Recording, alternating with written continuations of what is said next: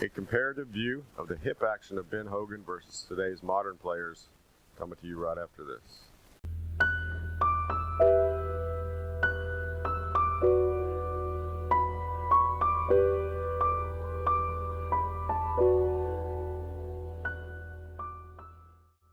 Hey guys, welcome back to the channel. Hope you're doing well. As mentioned before, we're going to do a comparative analysis of Ben Hogan's pivot. How did he use his hips versus the modern players? Did they learn something from him? We'll check that out. Before we do that, we're going to have a little giveaway in this video, so be sure to watch to the end. Give you the details. Some pretty cool stuff. Okay, so before we get into that, we need to talk over on the computer, so you won't see me for a while.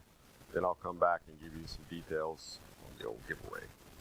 As we progress through the different clips of each player, we will pay attention to lateral motion in the hips, rotational motion, and side bend.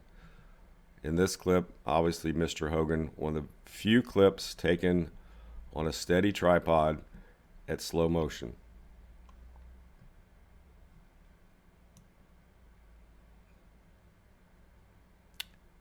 So as we can see, it appears to be, based on camera angle and some fuzziness in the film, that there was a slight bit of movement of the head and the hips away from the target in the early beginning of the backswing.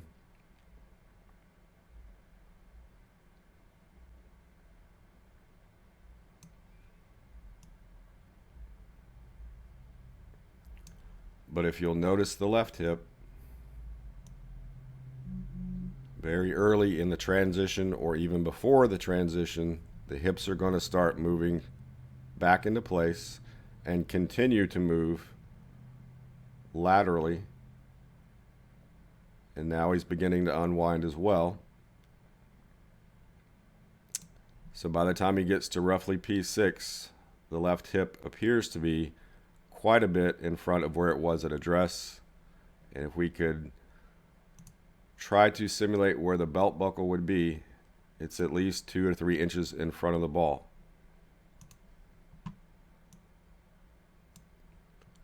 At impact, we'll see the right hip has turned, but it is slid to the point where basically it's reached the golf ball. One other point of interest: from the face view, in the backswing, the hips are going to appear, looking at the belt, to turn on a very level appearance.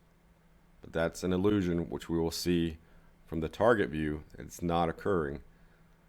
But we will take note that as he starts to move the pelvis towards the target,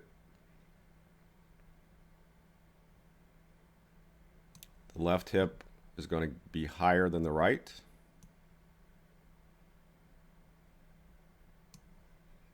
So we can see that quite a bit here. That's going to put the spine in side bend, which is going to help shallow the angle of attack. From this rear view, we will see, as noted here, the line on the front of the cart. The camera is not stable left and right, but we can still use this clip to look at the inclination of the hips and the spine at address, which the belt appears to be fairly level. A mild tilt to the right in the spine perhaps. But worth noting is at the top of the swing, the right hip is higher than the left. As the pelvis begins to move forward in transition and continuously throughout the downstroke, the belt will start to level.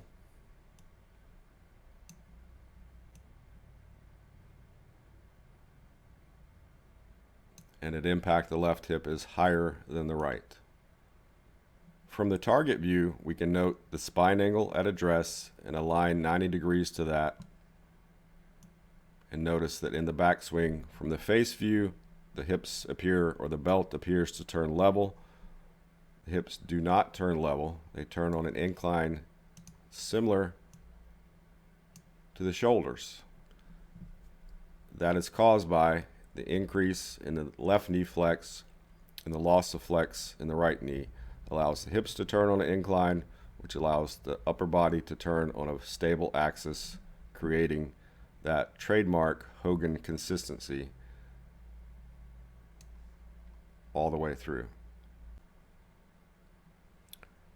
With Rory's swing, we will now see many of the same traits as noted before Mr. Hogan's swing. Hips are outlined on the left, belt buckle roughly measured with this line here in the center. In the backswing, we'll see the hips do not protrude past their start location, or the right hip. And before he finishes the backswing and starts down, the pelvis will start lowering because he's increasing the flex in both knees. And as you can see, the pelvis is moving forward and then beginning to rotate.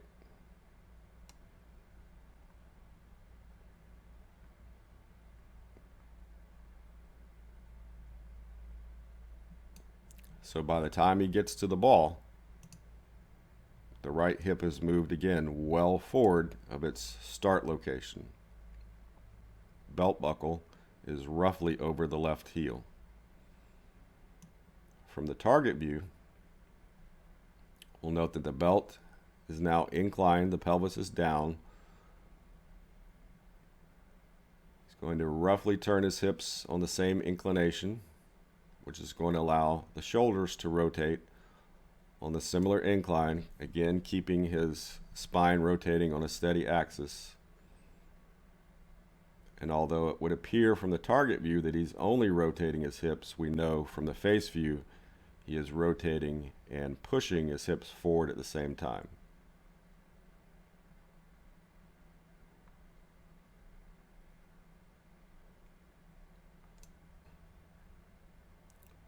Now with Dustin Johnson, we'll use the same lines. See in the backswing, the right hip stays inside the line.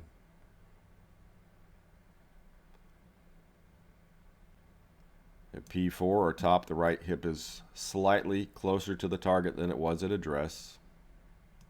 We'll see in transition, the pelvis moves slightly down and forward as the body starts to unwind.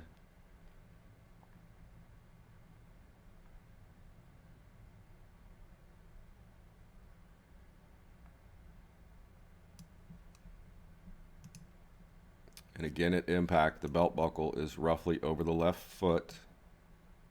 The right hip is moved well forward of where it was at address. And on the right screen, see the pelvis is slightly inclined to the ground.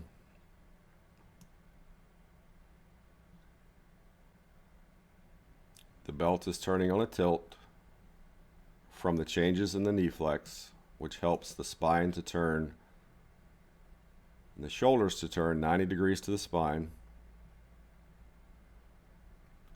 And although from the right view it looks like he's only rotating, we certainly know from the left picture he's rotating and moving laterally with the pelvis all the way to the ball.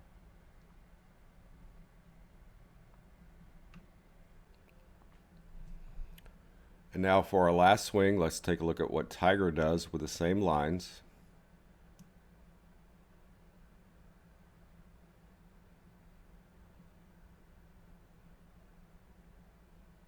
So ignoring the right thigh, looking at the right hip, we'll see the right hip does not push away from the target.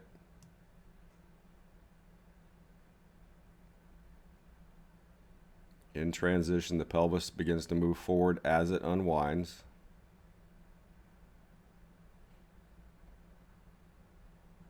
And again, by the time he gets to the ball, the belt buckle, which is just below his left forearm, is on top of the left foot. And again, we can see just how much the right hip has moved forward as it's rotated. And now if we look at the target view, we can see the inclination of the spine, the 90-degree line to that spine angle. We'll see the Knees starting to slightly change flex as the belt does not turn level, it turns on an incline. Those changes allow the shoulders to turn roughly 90 degrees to the spine, again keeping its inclination to the ground most stable.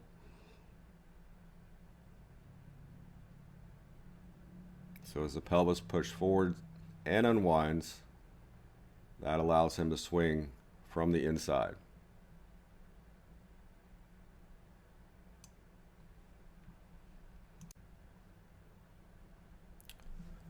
So then the question becomes, how does the golfer learn and apply this information? Because we've seen 4 great players do all similar characteristics in how they move their hips. The best case scenario would be to film your swing, if at all possible, and import that into an app like Swing Catalyst or V1 or Mirror Vision, where you can actually draw the lines yourselves. And then from the target view, again, what you'd be looking for is in the backswing, does the belt turn on an incline, and do the knees change flex some amount to allow the hips to turn on an incline. From the face view, you could draw the lines we see here on the left. We will put some sort of line marking the right hip and another line about half the width of your pelvis outside the left hip. Then as you view back your swing, you can certainly see how your hips are behaving from the face view. If you don't have access to a camera and apps, then you would have to use actual sticks in the ground. Again, one just outside the right hip, one about half the width of your pelvis outside your left hip, and then practice in slow motion, trying to acquire the feeling of turning in the backswing without your right hip pushing out, and then on the downswing, pushing your pelvis forward enough as you rotate until you gently bump into the stick. And you would need to practice that quite a few times before you'd be good enough to be sure that you're doing that in your swing. And then you could either get someone to watch you, or you just have to leave the sticks in place and practice that until you acquired those feels. All right, hope you learned some good things. I always learn something little extra piece every time I watch Mr. Hogan swing. It's always, of course, interesting to watch these young guys swing. A lot of similarities. But let's talk about the giveaway. What are you going to have a chance to get? Well, we're going to show you that in a second, but before, 2 things you need to do to qualify. 1, you have to be a subscriber. Free, no big deal. 2, you need to make a comment in this video. Something that you learned, something that you enjoyed. Doesn't need to be long, doesn't need paragraphs, just a little comment so that you qualify. We know you're interested in what we have to offer. Okay, just a few things. Our logo towel, which obviously you can get nowhere else in the world but here. Srixon logo golf balls, 2020 Masters Cup. All those can be yours. All you have to do is subscribe, comment below.